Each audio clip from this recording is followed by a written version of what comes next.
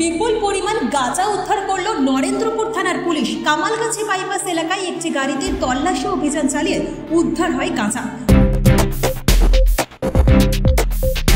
দেখতে থাকুন জনমত বাংলা নিউজ। প্রায় 40 কেজির মতো গাঁজা উদ্ধার করা হয়। ঘটনায় গাড়ির চালক সহ মোট 3 জন গ্রেপ্তার। নির্দিষ্ট সোর্স মারফত খবর পেয়ে নরেন্দ্রপুর থানার পুলিশ একটি গাড়ি আটকায়।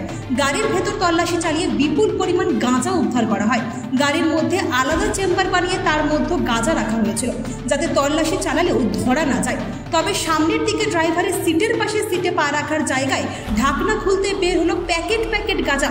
40টির মতো প্যাকেট উদ্ধার করা হয়। এই গাঁজা নিয়ে আসা হচ্ছিল বালেশ্বর থেকে, মথুরাপুর নিয়ে যাওয়ার কথা ছিল। অভিযুক্তদের গ্রেপ্তার করে জিজ্ঞাসাবাদ করবে পুলিশ। তাদের কাছ থেকে 3টি ফোন ও নগদ 11,000 টাকা বাজেয়াপ্ত করা হয়েছে। তাদের বিরুদ্ধে NDPS কেসে মামলা রুজু করা হয়েছে। গাড়িতে কোথা থেকে আসছো? বালেশ্বর। কি ছিল গাড়িতে? কি ছিল? কি ছিল গাড়িতে?